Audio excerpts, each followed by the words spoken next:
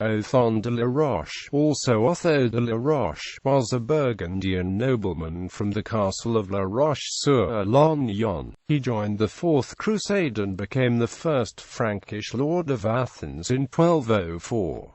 In addition to Athens, he acquired Thebes by around 1211. Early life. The chronicler Alberic of Trois-Fontaines writes that Othon was the son of certain noble pons of La Roche in Burgundy. The identification of La Roche is uncertain, because Burgundy may refer either to the Free County or to the Duchy of Burgundy. La Roche-sur-l'Ognon, a hamlet by Rigny in the Free County, is the most probable candidate, because of its proximity to Flagey, Venice and other domains of Othon's family. Othon confirmed his forefathers' donations to the Charlieu Abbey in 1195. He was with the Fourth Crusade on its arrival before the walls of Constantinople in 1203. At the time, he was a member of the 6th Division of the Crusading Army, which was formed by the people of Burgundy. According to the chronicler Geoffrey of Villehardouin, the Crusaders captured Constantinople on the 12th of April 1204. They started the conquest of the Byzantine Empire under the command of Baldwin IX of Flanders, who was elected the first Latin emperor of Constantinople on the 9th of May. The distribution of the conquered lands gave rise to conflicts among the commanders of the Crusaders. Boniface of Montferrat, one of the most influential leaders of the Crusade, even laid siege to Adrianople, a town recently captured by Emperor Baldwin. In order to reach an agreement, the Crusaders' other commanders initiated negotiations with Boniface. Villehardouin writes that Othon de la Roche was one of the 4 chief counselors of Boniface during the discussions. An agreement on the distribution of the Byzantine Empire was reached in October 1204. Boniface of Montferrat's claim to the western regions of the Byzantine Empire was tacitly acknowledged. He went on to conquer Thessaly, Boeotia and Attica in November, granting these regions to his commanders. To Othon de la Roche, he gave Athens. It is possible that Othon also received Thebes from Boniface, although Jean Longyon has argued that Boniface granted Thebes to Albertino and Rolandino of Canossa after the conquest. Lord of Athens. Othon took the title of Megaskia or Grand Lord in Athens. There is uncertainty about when and how or even if he acquired the title Duke. The traditional account, found in the Chronicle of the Morea, states that it was first officially bestowed by King Louis IX of France around 1259 to Othon's successor, Guy I de la Roche. The title does appear in some pre-1260 documents, including a letter of Pope Innocent III from July 1208, which refers to Othon as Duke, although the papal chancery generally preferred Lord.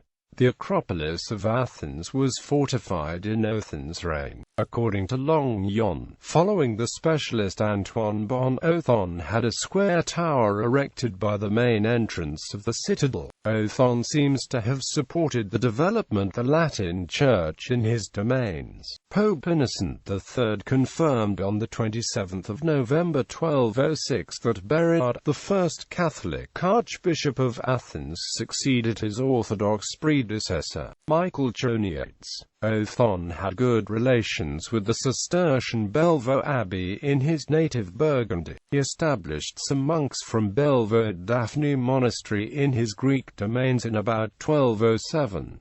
A portico in the Burgundian style still evokes the memory, after the sudden death of Othon's overlord, Boniface of Montferrat, in September 1207. Many of Boniface's former vassals started to plot against the new Latin emperor, Henry of Flanders. Othon remained loyal to the emperor, a stance which may have cost him Thebes, as Albertino of Canossa was in possession of the citadel of this town in this period. Othon married his wife Isabel in late 1208.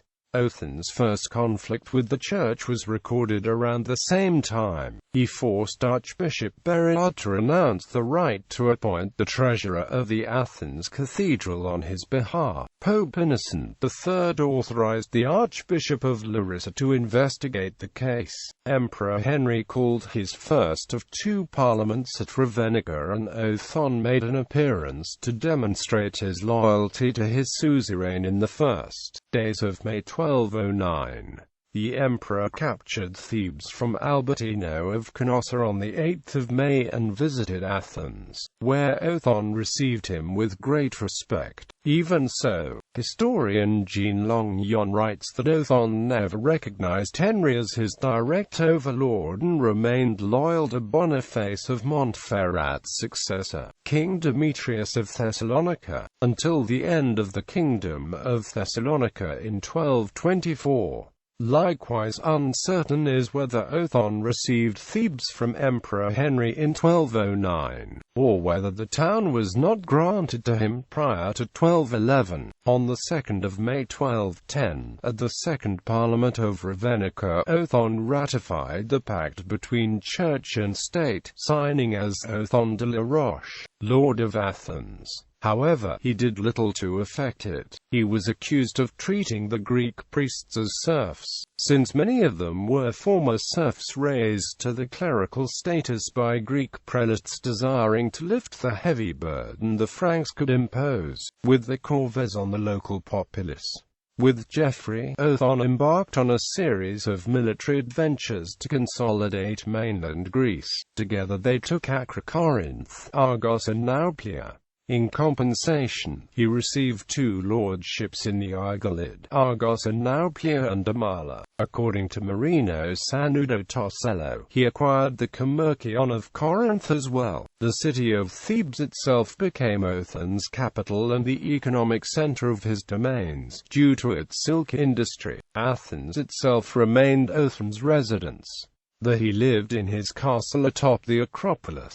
Between 1208 and 1213 there was a steady stream of correspondence between Othon and Pope Innocent, because the Latin clergy of Attica made frequent complaints about Othon's conduct. In 1214 he gave the castle of Livadia to the Pope and received it back as a fief in exchange for an annual tribute. Between 1217 and 1225 he also kept a correspondence with Pope Honorius III. In response to the grievances of the Athenian clergy, Honorius excommunicated him and placed his domains under interdict. About 1223, Othon came to an agreement with the Pope by which he returned church lands, but kept church furnishings at the cost of an annual indemnity. A quota, proportional to the population of the community, was also placed on the number of priests per parish. In 1217 and 1221 he also granted Bellevaux the right to the catch of the fisheries of La Roche-sur-l'Ognon on set dates of the year. Othon ceases to be mentioned after 1225, when he is commonly held to have resigned the Duchy of Athens to his son Guy I and returned home to Burgundy with his wife, although this is unsubstantiated. He died sometime before 1234, since in that year his other son Othon II of Ray called himself a son of the former Lord Othon, Duke of Athens.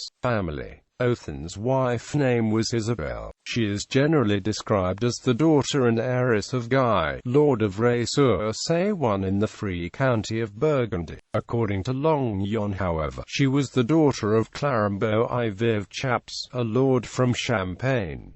She gave birth to two sons, Guy and Othon. Othon inherited the lordship of Ray. Guy is traditionally held to have inherited La Roche, while the duchy is said to have passed to a nephew of Othon's also named Guy. Longyon has challenged this view according to a chart in which Othon of Ray, son of Othon de la Roche, presents the Duke Guy as his brother, meaning that Guy would be Othon's son and not his nephew. While most members of the La Roche family lived in the Free County of Burgundy, some of them settled in Athens. For instance, a great-grandson of his, Walter, was a member of the chapter of the Parthenon in 1292.